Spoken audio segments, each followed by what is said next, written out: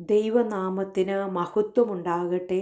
നമ്മൾ ഇവിടെ വായിച്ചത് അപ്പോസ്തല പ്രവർത്തികളുടെ പുസ്തകം 2-ാം അധ്യായം അതിൻ്റെ 17-ാമത്തെ വാക്യമാണ്. അന്ത്യകാലത്ത് ഞാൻ സകല ജഡത്തിൻ്റെ മേലും എൻ്റെ ആത്മാവിനെ പകരും. നിങ്ങളുടെ പുത്രന്മാരും പുത്രിമാരും പ്രവചിക്കും. നിങ്ങളുടെ യൗവനക്കാർ ദർശനങ്ങൾ ദർശിക്കും. നിങ്ങളുടെ വൃദ്ധന്മാർ സ്വപ്നങ്ങൾ കാണും. അപ്പോസ്തലനായ പത്രോസ് ആമേൻ തൻ്റെ ഒന്നാമത്തെ പ്രസംഗത്തിൽ യോവേൽ പ്രവചനത്തിൽ നിന്ന് ആമേൻ ഉദ്ധരിച്ചുകൊണ്ട് ആമേൻ യോവേൽ പ്രവചനം 2-ാം അധ്യായം അതിൻ്റെ 28 മുതലുള്ള വാക്യങ്ങൾ ഇവിടെ ഉദ്ധരിച്ചുകൊണ്ട് ആമേൻ ദൈവത്തിൻ്റെ വാഗ്ദത്തത്തിൻ്റെ നിവർത്തീകരണത്തെ പ്രഖ്യാപിക്കുകയാണ് ചെയ്യുന്നത്. സ്തോത്രം, ഹല്ലേലൂയ. യേശു കർത്താവിന് അനേക വർഷങ്ങൾക്ക് മുൻപേ യോവേൽ പ്രവാചകനിലൂടെ ദൈവത്തിൻ്റെ പരിശുദ്ധാത്മാവ് ആമേൻ പറഞ്ഞ പ്രവചനത്തിൻ്റെ നിവർത്തീകരണം ആമേൻ യെരുശലേമിൽ അന്ന് ആമേൻ സ്ഥാപിക്കുവാൻ അല്ലെങ്കിൽ അത് പൂർത്തീകരിക്കുവാൻ ഇടയായി തീർന്നു. സ്തോത്രം. യേശു കർത്താവിൻ്റെ പുനരുത്ഥാനത്തിന് ശേഷം ആമേൻ താൻ സ്വർഗാരോഹണം ചെയ്യുന്നതിന് തൊട്ടു മുൻപേ തൻ്റെ ശിഷ്യന്മാരോട് പറഞ്ഞു, നിങ്ങൾ യെരുശലേമിൽ നിന്ന് വാങ്ങിപ്പോകാതെ എന്നോട് കേട്ട പിതാവിൻ്റെ വാഗ്ദത്തത്തിനായി കാത്തിരിക്കണം. ആമേൻ ആ യേശു കർത്താവിൻ്റെ വാക്കനുസരിച്ച് ആമേൻ യെരുശലേമിൽ കാത്തിരുന്ന ആമേൻ ആ ശിഷ്യന്മാരുടെ മേൽ ആ 120 പേരുടെ മേൽ പെന്തക്കോസ്ത് നാൾ വന്നപ്പോൾ ആമേൻ ദൈവത്തിൻ്റെ പരിശുദ്ധാത്മാവ് ആമേൻ സ്വർഗത്തിൽ നിന്ന് ഇറങ്ങി വരുവാനായിട്ട് ഇടയായി തീർന്നു. സ്തോത്രം. ആ 2-ാം അധ്യായം 1 മുതലുള്ള വാക്യങ്ങളിൽ നാം ഇങ്ങനെയാണ് വായിക്കുന്നത്. പെന്തക്കോസ്ത് നാൾ വന്നപ്പോൾ എല്ലാവരും ഒരു സ്ഥലത്ത് ഒന്നിച്ചു കൂടിയിരുന്നു. പെട്ടെന്ന് കൊടിയ കാറ്റടിക്കുന്നത് പോലെ ആകാശത്ത് നിന്ന് ഒരു മുഴക്കമുണ്ടായി. അവർ ഇരുന്നിരുന്ന വീട് മുഴുവനും നിറച്ചു. അഗ്നിജ്വാല പോലെ പിളർന്നിരുന്ന നാവുകൾ അവർക്ക് പ്രത്യക്ഷമായി അവരിൽ ഓരോരുത്തൻ്റെ മേൽ പതിഞ്ഞു. എല്ലാവരും പരിശുദ്ധാത്മാവ് നിറഞ്ഞവരായി ആത്മാവ് അവർക്ക് ഉച്ചരിപ്പാൻ നൽകിയതുപോലെ അന്യഭാഷകളിൽ സംസാരിച്ചു തുടങ്ങി. സ്തോത്രം. പ്രിയ ദൈവത്തിൻ്റെ ജനമേ, ഹല്ലേലൂയ. അന്ന് യെരുശലേമിൽ അനേക ജാതികൾ ആമേൻ അവിടെ ഉണ്ടായിരുന്നു. സ്തോത്രം. പെന്തക്കോസ്ത് നാളിൽ ആമേൻ ആ ഹല്ലേലൂയ ആ ഉത്സവത്തിന് വേണ്ടി അനേകർ ആ പെരുന്നാളിൽ അനേകർ അവിടെ കൂടിയിരുന്നു. എന്നാൽ ആ കൂടിയിരുന്നവരുടെ മേലെ ആമേൻ കാത്തിരുന്നവരുടെ മേലെ പരിശുദ്ധാത്മാവ് ഇറങ്ങി വന്ന് അവർ അന്യഭാഷകളിൽ സംസാരിച്ചപ്പോൾ ആമേൻ അവിടെ കേട്ട് നിന്നവർക്ക് അനേകർക്ക് ഹല്ലേലൂയ ഇത് എന്തുവാണ് സംഭവിക്കുന്നതെന്ന് ആമേൻ മനസ്സിലായില്ല. സ്തോത്രം. അവിടെ ആ 2-ാം അധ്യായം അതിൻ്റെ 12-ാം വാക്യത്തിൽ പറയുകയാണ്, എല്ലാവരും ഭ്രമിച്ചു ചഞ്ചലിച്ചു, ഇത് എന്തായിരിക്കും എന്ന് തമ്മിൽ പറഞ്ഞു. ഇവർ പുതുവീഞ്ഞു കുടിച്ചിരിക്കുന്നു എന്ന് മറ്റു ചിലർ പരിഹസിച്ചു പറഞ്ഞു. ആ പരിഹസിച്ചു പറഞ്ഞവരോട് പത്രോസ് അപ്പോസ്തലൻ ആമേൻ ആ 11 പേരോട് കൂടെ നിന്നുകൊണ്ട് അവിടെ ഉറക്കെ പറഞ്ഞതാണ് നാം വായിച്ചത്. സ്തോത്രം.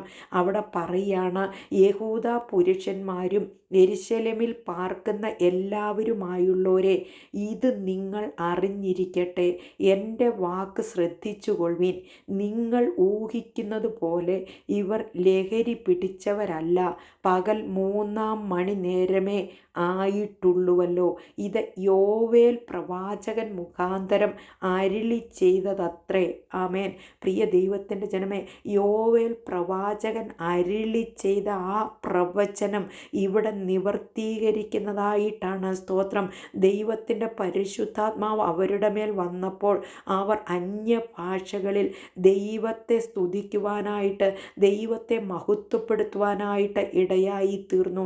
നാം യോവേൽ പ്രവചനത്തിൽ വായിക്കുന്നത് ഇങ്ങനെയാണ്. 2-ാം അധ്യായം 28-ാം വാക്യത്തിൽ നാം വായിക്കുന്നു, അതിൻ്റെ ശേഷമോ ഞാൻ സകല ജഡത്തിൻ്റെ മേലും എൻ്റെ ആത്മാവിനെ പകരും. നിങ്ങളുടെ പുത്രന്മാരും പുത്രിമാരും പ്രവചിക്കും. നിങ്ങളുടെ വൃദ്ധന്മാർ സ്വപ്നങ്ങളെ കാണും. നിങ്ങളുടെ യൗവനക്കാർ ദർശനങ്ങളെ ദർശിക്കും. ദാസന്മാരുടെ മേലും ദാസിമാരുടെ മേലും കൂടെ ഞാൻ ആ നാളുകളിൽ എൻ്റെ ആത്മാവിനെ പകരും. സ്തോത്രം. പ്രിയ ദൈവത്തിൻ്റെ ജനമേ, ആമേൻ. അനേക വർഷങ്ങൾക്ക് മുൻപേ പഴയ നിയമ പ്രവാചകനായിരുന്ന യോവേലിലൂടെ ദൈവത്തിൻ്റെ പരിശുദ്ധാത്മാവ് അരുളി ചെയ്ത ആ പ്രവചനത്തിൻ്റെ നിവർത്തീകരണം യെരുശലേമിൽ പെന്തക്കോസ്ത് നാളിൽ, ആമേൻ, ദൈവത്തിൻ്റെ പരിശുദ്ധാത്മാവ് സ്വർഗത്തിൽ നിന്ന് ഇറങ്ങി വന്ന് അവരുടെ മേൽ ആവസിച്ചു. അവരുടെ നാവുകളെ ദൈവം ബലപ്പെടുത്തി. സ്തോത്രം. ഹല്ലേലൂയ. അവരിലൂടെ ദൈവത്തിൻ്റെ പരിശുദ്ധാത്മാവ് അന്യഭാഷകളിൽ സംസാരിക്കുവാനായിട്ട് ഇടയായി തീർന്നു. സ്തോത്രം. ഹല്ലേലൂയ. പ്രിയ ദൈവത്തിൻ്റെ ജനമേ, ദൈവത്തിൻ്റെ പരിശുദ്ധാത്മാവ് പ്രവർത്തിക്കുമ്പോൾ അത്ഭുതങ്ങൾ നടക്കുവാനായിട്ട് ഇടയായി തീരും. സ്തോത്രം. പഴയ നിയമത്തിൽ നാം വായിക്കുകയാണെങ്കിൽ യെശയ്യാ പ്രവചനം 44 അധ്യായം അതിൻ്റെ 3 നാം ഇങ്ങനെ കാണുന്നു. യെശയ്യാ പ്രവാചകനിലൂടെ ദൈവത്തിൻ്റെ പരിശുദ്ധാത്മാവ് അവിടെ പറഞ്ഞിരിക്കുകയാണ്, ദാഹിച്ചിരിക്കുന്നിടത്ത് ഞാൻ വെള്ളവും വരണ്ട നിലത്ത് നീരൊഴുക്കുകളും പകരും. നിന്റെ സന്തതിമേൽ എൻ്റെ ആത്മാവിനെയും നിന്റെ സന്താനത്തിൽ മേൽ എൻ്റെ അനുഗ്രഹത്തെയും പകരും. സ്തോത്രം. ഹല്ലേലൂയ. പ്രിയ ദൈവത്തിൻ്റെ ജനമേ, കാത്തിരുന്നവരുടെ മേൽ സ്തോത്രം. ഹല്ലേലൂയ. ദാഹിച്ചിരുന്നവരുടെ മേൽ സ്തോത്രം. ഹല്ലേലൂയ. ദൈവത്തിൻ്റെ പരിശുദ്ധാത്മാവിനെ ദൈവം പകരുവാനായിട്ട് ഇടയായി തീർന്നു. അതാണ് നാം വായിച്ചത്. അന്ത്യകാലത്ത് ഞാൻ സകല ജഡത്തിൻ്റെ മേലും എൻ്റെ ആത്മാവിനെ പകരും. സ്തോത്രം. ഹല്ലേലൂയ.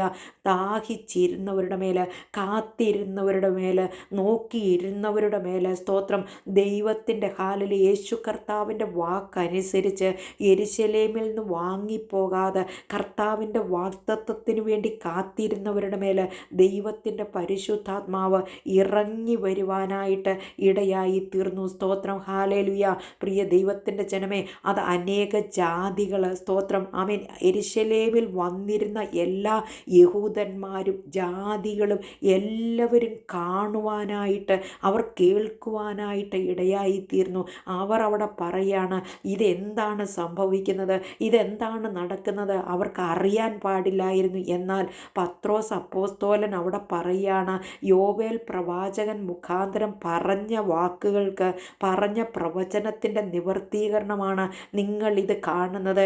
അല്ലാതെ ഇവർ ലഹരി പിടിച്ചവരല്ല, ദൈവത്തിൻ്റെ പരിശുദ്ധാത്മാവിൻ്റെ പ്രവൃത്തിയാണ് നിങ്ങൾ കാണുന്നതെന്ന് പറഞ്ഞുകൊണ്ട്, ആമേൻ, യേശു കർത്താവിനെക്കുറിച്ച്, യേശു കർത്താവിൻ്റെ വാക്കുകളെക്കുറിച്ച്, പരിശുദ്ധാത്മാവിനെക്കുറിച്ച് അവിടെ പറയുവാനായിട്ട് ഇടയായി തീർന്നു. നാം യെഹെസ്കേൽ പ്രവചനം വായിക്കുമ്പോൾ അവിടെ നാം കാണുന്നത് ഇങ്ങനെയാണ്. യെഹെസ്കേൽ പ്രവചനം 36 അധ്യായം അതിൻ്റെ 25 മുതലുള്ള വാക്യങ്ങളിൽ ദൈവത്തിൻ്റെ പരിശുദ്ധാത്മാവ് അവിടെ പറഞ്ഞിരിക്കുകയാണ്, ഞാൻ നിങ്ങളുടെ മേൽ നിർമ്മല ജലം തളിക്കും, നിങ്ങൾ നിർമ്മലരായി തീരും. ഞാൻ നിങ്ങളുടെ സകല മലിനതയും സകല വിഗ്രഹങ്ങളെയും നീക്കി നിങ്ങളെ നിർമ്മലീകരിക്കും. ഞാൻ നിങ്ങൾക്ക് പുതിയൊരു ഹൃദയം തരും, പുതിയൊരാത്മാവിനെ ഞാൻ നിങ്ങളുടെ ഉള്ളിലാക്കും. കല്ലായുള്ള ഹൃദയം ഞാൻ നിങ്ങളുടെ ജഡത്തിൽ നിന്ന് നീക്കി മാംസമായുള്ള ഹൃദയം നിങ്ങൾക്ക് തരും. ഞാൻ എൻ്റെ ആത്മാവിനെ നിങ്ങളുടെ ഉള്ളിലാക്കി നിങ്ങളെ എൻ്റെ ചട്ടങ്ങളിൽ നടക്കുമാറാക്കും. നിങ്ങൾ എൻ്റെ വിധികളെ പ്രമാണിച്ച് അനുഷ്ഠിക്കും. സ്തോത്രം. ഹല്ലേലൂയ. പ്രിയ ദൈവത്തിൻ്റെ ജനമേ, പുതിയൊരാത്മാവിനെ ഞാൻ നിങ്ങളുടെ ഉള്ളിലാക്കുമെന്ന് ദൈവത്തിൻ്റെ പരിശുദ്ധാത്മാവ് യെഹെസ്കേൽ പ്രവാചകനിലൂടെ പറഞ്ഞെങ്കിൽ സ്തോത്രം. അതിൻ്റെ ഹല്ലേലൂയ, അതാണ് നാം കാണുന്നത്. പെന്തക്കോസ്ത് നാളിൽ യേശു കർത്താവ് സ്വർഗത്തിലേക്ക് പോയി പിതാവിനോട് ചോദിച്ച്, ആമേൻ, ആ പരിശുദ്ധാത്മാവ് എന്ന കാര്യസ്ഥനെ ഭൂമിയിലേക്ക് സ്തോത്രം അയക്കുന്നതായിട്ട് ആണ് നാം അവിടെ കാണുന്നത്. പ്രിയ ദൈവത്തിൻ്റെ ജനമേ, നാം ഈ ഭൂമിയിലായിരിക്കുമ്പോൾ സ്തോത്രം, ആമേൻ, പാപത്തെക്കുറിച്ച്, നീതിയെക്കുറിച്ച്, വരുവാനുള്ള ന്യായവിധിയെക്കുറിച്ച് കുറിച്ച് ബോധ്യം വരുത്തി തരുന്നതാണ് പരിശുദ്ധാത്മാവ്. ആമേൻ. പരിശുദ്ധാത്മാവ് ഒരു വ്യക്തിയാണ്. നമ്മോട് കൂടെ നടന്ന് നമുക്ക് ബുദ്ധി പറഞ്ഞു തന്ന് സ്തോത്രം നമ്മെ നേരായ പാതയിൽ നടത്തുവാൻ വേണ്ടി ആമേൻ കർത്താവ് ഈ ഭൂമിയിലേക്ക് അയച്ചിരിക്കുന്ന വ്യക്തിയാണ് പരിശുദ്ധാത്മാവ്. സ്തോത്രം. പ്രിയ ദൈവത്തിൻ്റെ ജനമേ, നാം അത് വിശ്വസിച്ച് ഏറ്റെടുക്കണം. അന്ത്യകാലത്ത് ഞാൻ സകല ജഡത്തിൻ്റെ മേലും എൻ്റെ ആത്മാവിനെ പകരുമെന്ന് പറഞ്ഞ കർത്താവിൻ്റെ ആ വാഗ്ദത്തത്തിന് നിവർത്തീകരണം വരുവാൻ ഇടയായി തീർന്നു. സ്തോത്രം. ഹല്ലേലൂയ. ദൈവത്തിൻ്റെ ജനമേ, ആ പരിശുദ്ധാത്മാവിനെ നാം പ്രാപിച്ചെടുത്തെങ്കിൽ മാത്രമേ നമുക്ക് ഈ ലോകത്തിൽ ഒരു അനുഗ്രഹിക്കപ്പെട്ട ക്രിസ്തീയ ജീവിതം ആമേൻ സ്തോത്രം നയിക്കുവാനായിട്ട് സാധ്യമായി തീരുകയുള്ളൂ. പത്രോസ് അപ്പോസ്തലൻ അവിടെ പറയുകയാണ് സ്തോത്രം. ഹല്ലേലൂയ. അന്ത്യകാലത്ത് ഞാൻ സകല ജഡത്തിൻ്റെ മേലും എൻ്റെ ആത്മാവിനെ പകരും. സ്തോത്രം. ഹല്ലേലൂയ. ഭീരുവായിരുന്ന പത്രോസ് അപ്പോസ്തലൻ ഹല്ലേലൂയ യേശു കർത്താവിനെ തള്ളിപ്പറഞ്ഞ പത്രോസ് അപ്പോസ്തലൻ്റെ മേൽ പരിശുദ്ധാത്മാവ് ഇറങ്ങി വന്നപ്പോൾ സ്തോത്രം. ഹല്ലേലൂയ തനിക്ക് ധൈര്യം കിട്ടുവാനായിട്ട് ഇടയായി തീർന്നു. സ്തോത്രം.